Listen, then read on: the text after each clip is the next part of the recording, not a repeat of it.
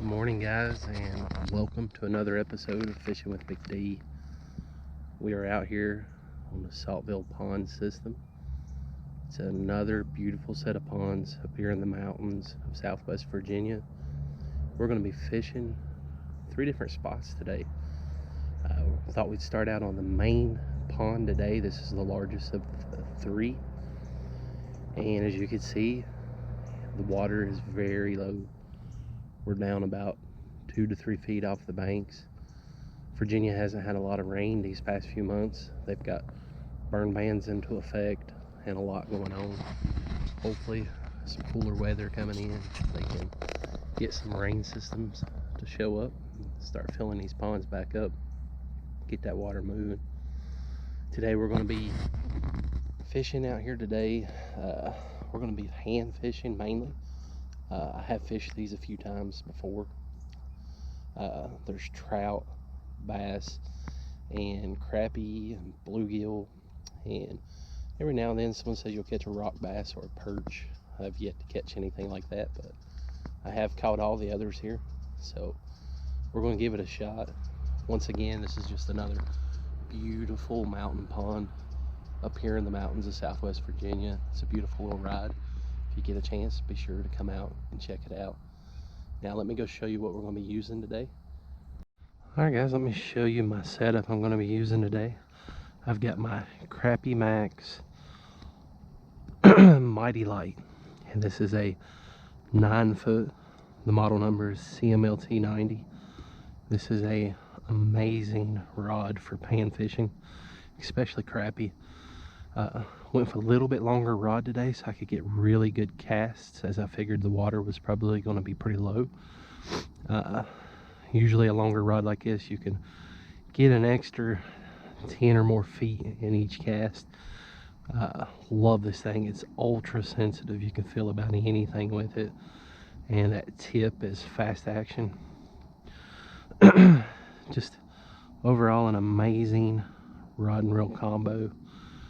You can get these at the Bass Pro Shops. I recommend you try them out. If you want more information on it, I think I did a video on it a while back. You can see back in my video history to take a look. I just want to show you a quick cast. See how good and how long those casts are, even with these lightweight lures and rod, or excuse me, lures. Alright, so my setup as far as what I'm going to be throwing, I've got a float with a rattle that's going to help me adjust my depth, using a small little split shot, and a trout magnet jig head. I think it's a 1/84 ounce, and we're going to be throwing my favorite pan fishing lure of all time. It's the Gulp minnow. This is the 1-inch 2-centimeter minnow. I got 2 different colors. I got watermelon pearl, and I've got some chartreuse. We're going to throw we'll try the chartreuse first, since the water's still pretty dingy. It's really low. Let me dig one of these out real quick. Now, I love to pan fish. There's a lot of fun in it. A lot of people don't like to do it, but man, you just don't know what you're missing out on until you went and laid into some monster bluegill or start catching some really nice sized crappie. Now that's what those little minnows look like. I'm just going to thread this on my trout magnet. I'll show you guys when I get done here.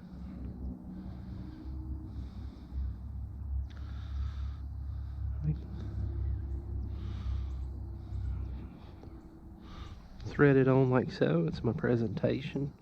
Try to make sure that knot is to where I get that nice vertical presentation.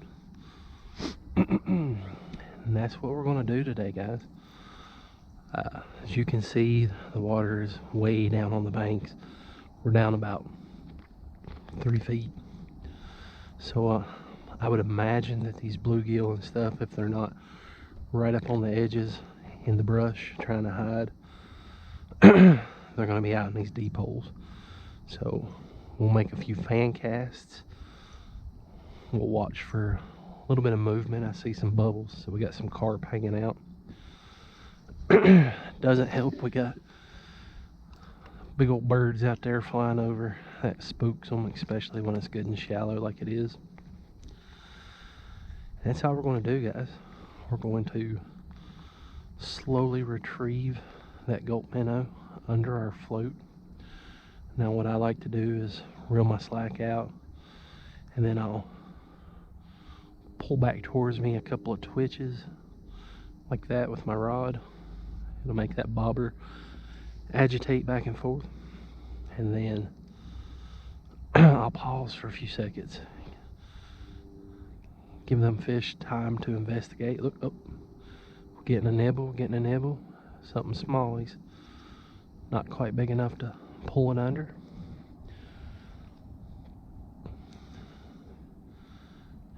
He's toying with it. Oh, he's got it. Let's see if we can set a hook on him. Oh, he dropped it. It might be small. He's definitely interested in it though. Let's see if we can get him to come back. Oh, has he got it? Nope. Oh, just playing with it. Oh, we missed him. Jerked it out of his mouth. Another thing you gotta watch when you're using a big, long 9-foot rod like this, you gotta be real careful. You don't want to set the hook like a bass. You'll send that fish soaring out of the water. Alright, I said we probably spooked him when we yanked that out of his mouth, so. But that's a good sign. We've got some activity. Once again, no taker, but we had a hit or two. So, lets me know that the fish are there. Just not for sure on their size. I'm going to keep working around that same area. We might even adjust our height a little bit if we need to.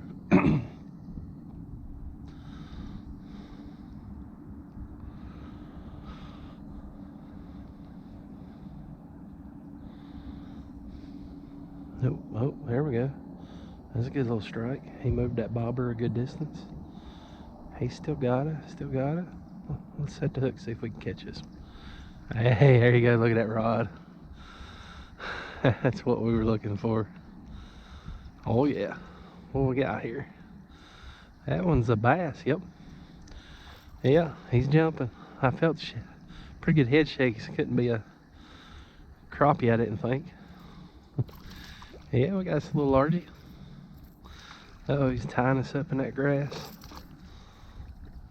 Yeah, decent largie. Not what we're targeting, but definitely what we will take. Whoop.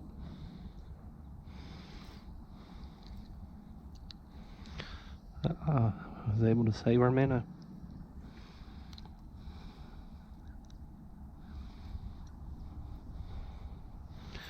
That rod did very well. Let's let him go.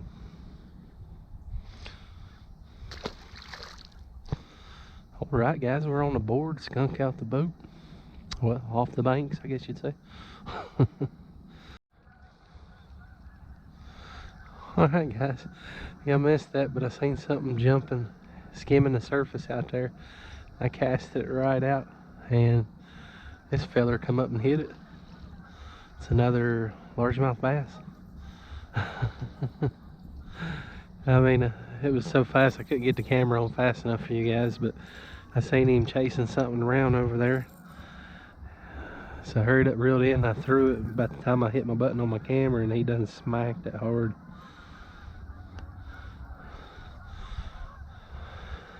Little button bass. It's good to see these things are still thriving here. Let's let him go.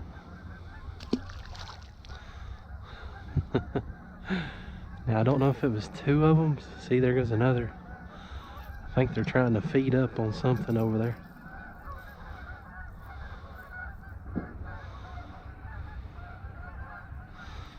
Fix my presentation again, clean that grass off.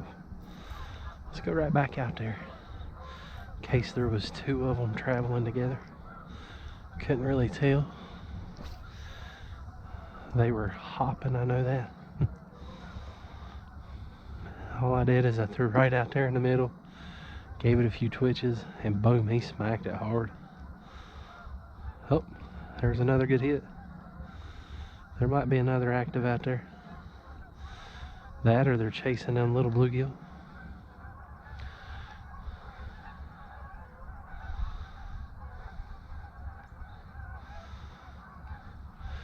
That's really all I'm doing, guys. I'm out here, I'm scanning and watching the surface area and just taking my time. Oh man, that was a good hit. Let's see if he takes it again. Oh man, whew. Yanked that entirely too hard. Hope I didn't get in that bush. Whew, that was close. Let's get right back out there. There's definitely a lot of action going on over here in this section. Oh, look at that. Right on the fall. Like I said, sometimes, guys, these fish just turn on all of a sudden and it's a crazy bite. You get excited and you start making mistakes, like jerking that rod too hard.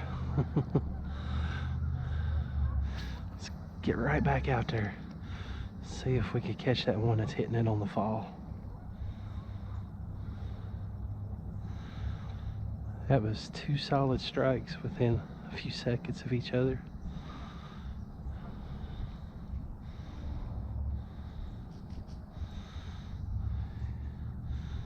Could just be a little guy, but man, he's hitting strong.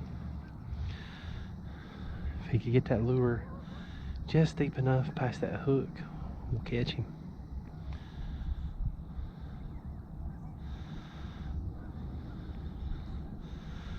Alright, nothing on that go. Hopefully we didn't spook it. Oh, what we got here?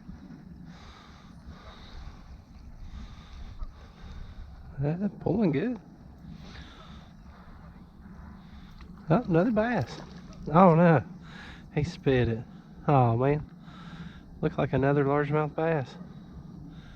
He come up and he smacked that lure. I looked up and looked back down. I didn't see my bobber, so I pulled tight on it. Felt a little bit of a thumping and then boom. He was gone. He had that one taut. Had that one taken way under. Man, there's a lot of largemouth laid up in here today. Not used to what not usually what I'm used to seeing. Alright guys, we're here at the other 2 ponds. We got one here on the right, super duper shallow right here, probably not even a foot deep, grassy, muddy all on this side. A lot of the geese like to lay in it. It is a little deeper over there in that smaller section. We're going to try it. And then this is the second largest of the 3 ponds. It's way deeper on this side, up to 6-7 feet I believe. A few good spots. Definitely know there's grass carp and bass in here, bluegill and some crappie. That's what we're here for, some bluegill and crappie. Caught a few bass as a added bonus. I'm just gonna bank fish around the whole entire system if I'm not too cold. It is a little windy. Hopefully we catch a few more species for you guys. These are some beautiful ponds. Uh-oh, we're getting hung up in the grass, I do believe. Yeah. Now these ponds up here in these mountains are actually fished quite a bit. As you can see, they're right in the middle of town. So, good little hangout spot for kids. Easy to accessible for the handicapped. So, good place to pull up side of the road, pull you out of a little chair, throw you on line now. A lot of people do it. Alright guys, I ended up switching up to a smelt killer gold minnow, something a little bit more natural. Hadn't had a bite in a while, and ended up getting a wind knot from a couple of these gusts that are rushing through here.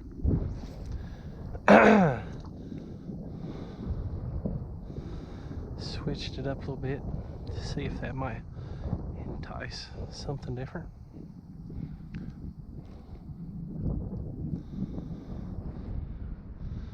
Like I said, that wind is starting to pick up. There we go. Finally hooked up.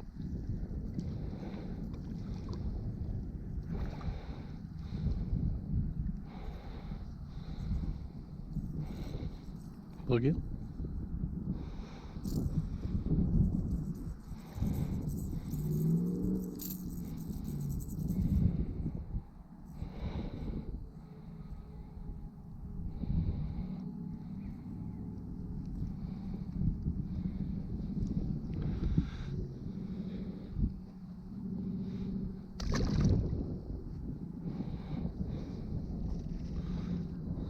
Alright guys, I figured I'd walk over here to the second pond, let you guys see it at least.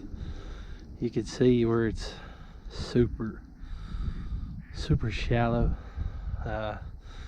Usually it's up another foot and a half to 2 feet. I'm not really going to fish any of this because it's so shallow and messy. I don't think we were doing it good. We'll walk up here to this little like peninsula where all these geese are laid up. It kind of tapers off up here when you get to this post. I think it's a little bit deeper in the middle here where all the birds are laid up.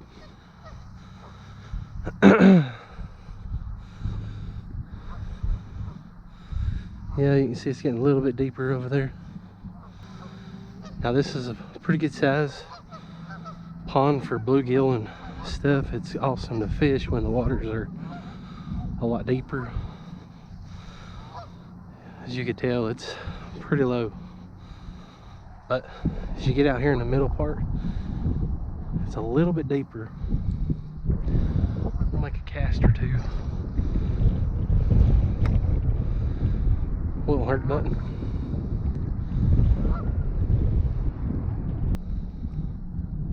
Yeah, it's just really shallow, guys. We might make a couple more center casts here, but move on. A lot of grass. Alright guys, we've made our way back from that pond. It's shallow all the way through.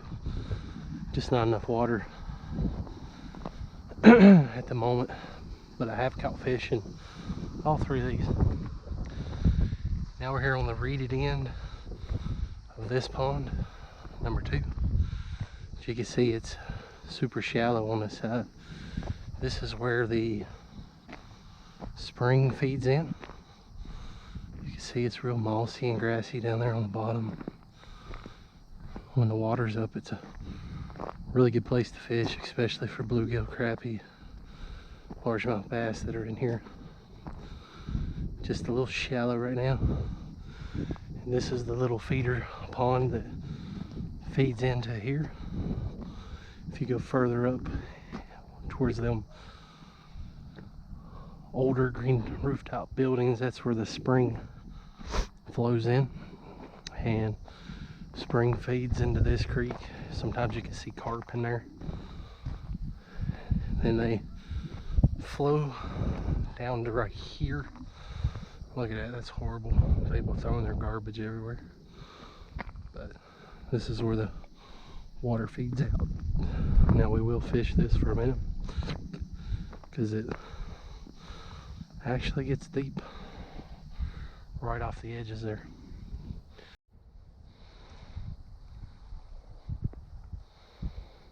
Make a few casts here. If you can get pretty good casts out there, you can get into about 3 and 4 foot of water. You got all this fresh water flowing in right here on this side.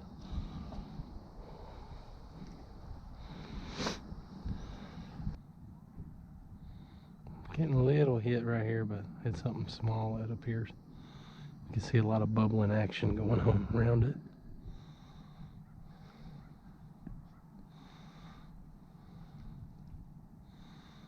Very subtle hit. Oh, it's a decent little hit right there. What was that jumping out there? Oh, did we hook him? Yeah, we hooked him. Let's see what we got.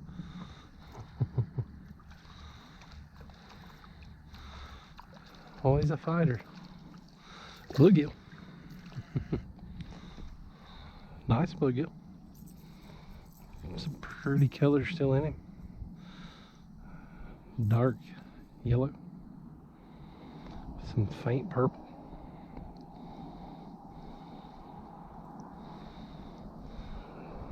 Pretty rainbow. Or, sorry, pretty bluegill. Let's let him loose.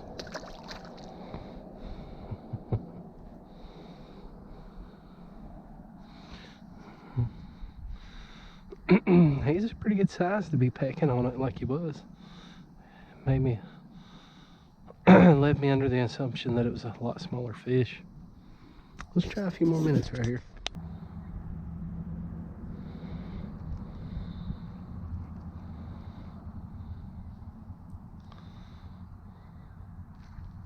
Hey, we hung another.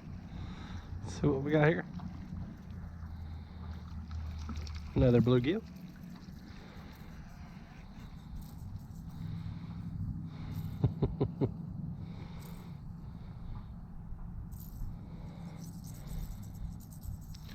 Alright, I think we might have found us a little hiding hole they got going on.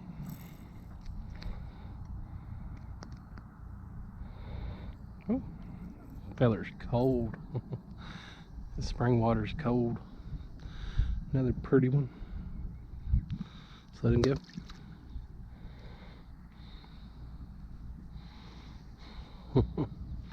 There we go, guys. We're getting into a little bit of a bite. 2 in a row within 2 or 3 casts. I've always said don't leave fish to find fish, so we'll try here a few more minutes until it's absolutely dead. See if anything goes on after that. Alright guys, we've laid into another one. Look at that rod. Just to show you how super sensitive that tip is. Let's see what we got here. Another bluegill? Yep. Another bluegill. They're just laying right off the edge here where that water's pushing through. I'm assuming the warmness or the temperature difference in that water flowing in has got them piled up here. This is number 3 or 4, I think, but I've had a couple of hits. Pretty little feather. Let's let him go.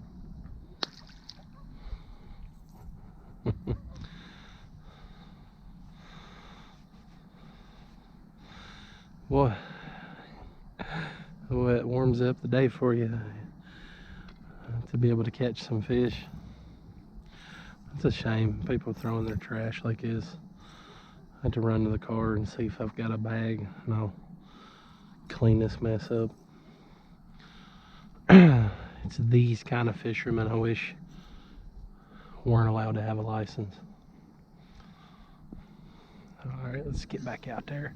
Go a little bit to the right this time. Work my way in. Noticed the last 2 that I released took off that way.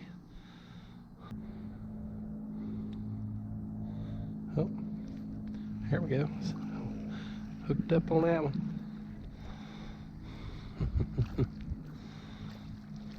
Another bluegill, yep. Or no, I can't really tell on this one. This one looks more like a sunfish, but correct me in the comments if I'm wrong. I still believe that's a bluegill, but he's got such faint color in him. but the yellow is so bright. Makes him really stand out a little different. Let's let this booger go.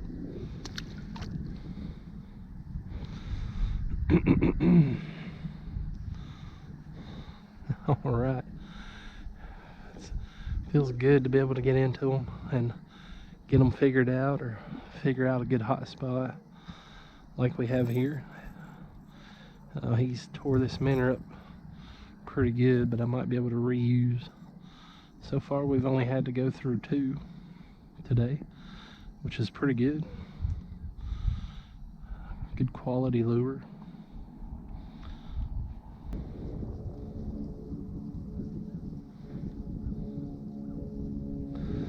Alright guys, we're gonna move on.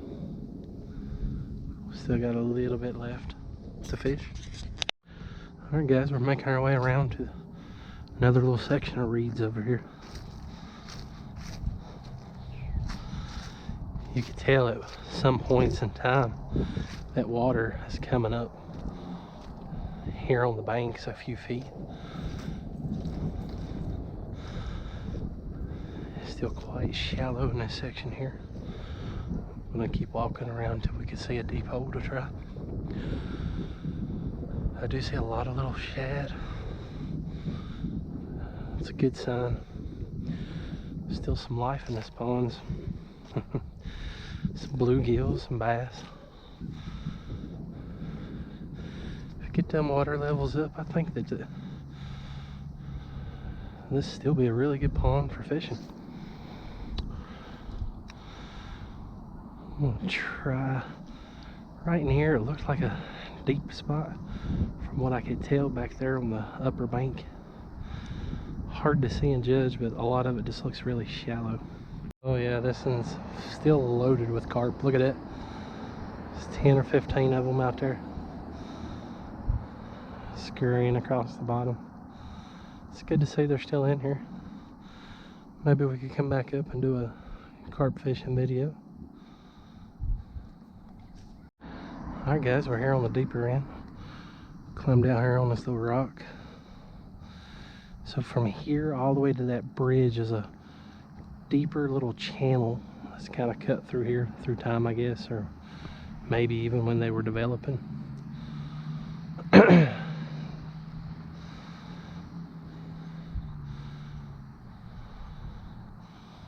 We might actually adjust our bobber to accommodate for some deeper water. Let's go ahead and do that now.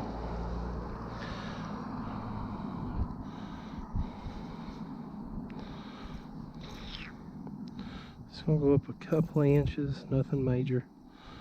Clean my presentation back up. Adjust that knot. There we go. Just have to watch a little bit. Got some briar patches in here behind me. Now I'm just gonna fish right up that center here. See what we can find.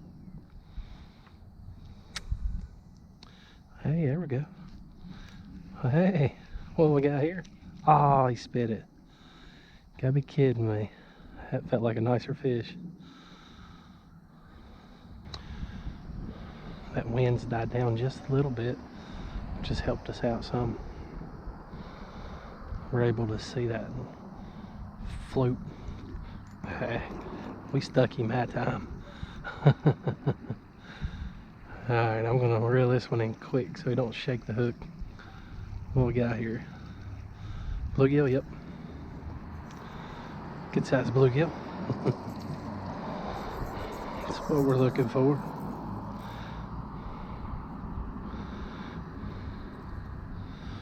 It's got some pretty colors to him. Look at that purple and that yellow. Let's let him go. We got him that time. Shoo. I'm glad. I was starting to feel like I was outclassed by fish, a bluegill. See a bunch more of those carp as we go down the center of the large lake, and then you got the second largest here, or excuse me, ponds. Right over here's where I got bit by a snapping turtle twice. There's a little island in the middle of that larger pond.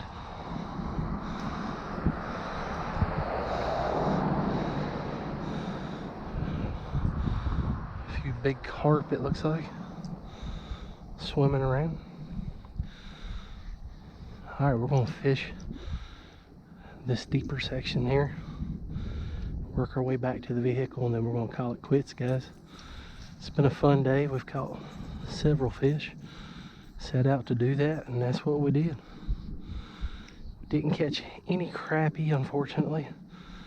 Apparently it's been hit pretty hard by the birds, talking to that gentleman. So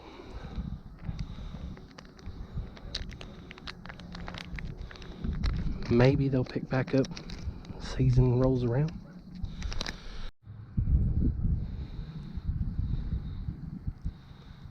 Hey, what we got here?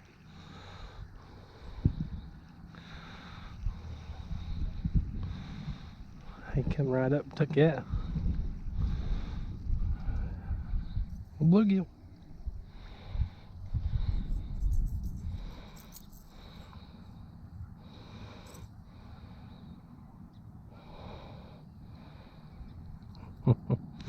Man, it's just so much fun going out here with these ultralights and some gulp minnows, little trout magnet, and tearing these fish up. On a good day, I say you could probably burn about 100 of them. A lot of fun. I encourage you to go out there and try it. Be sure to go check out the rod combos and stuff that we got going on here. Oh man, looky there. I think we might have found us another honey hole. They're hitting it right on the fall.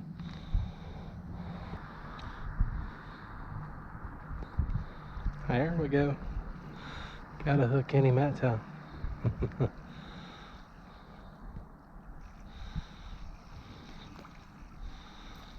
We got another bluegill. Yes, sir. Pretty one. No, this one's, I don't know, hard to tell on that one. It's got like a little checkered pattern going on. Still believe he's a bluegill.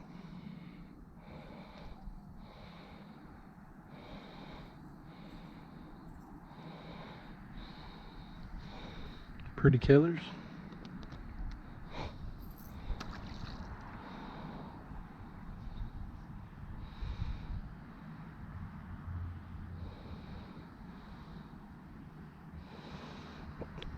Little booger finned me.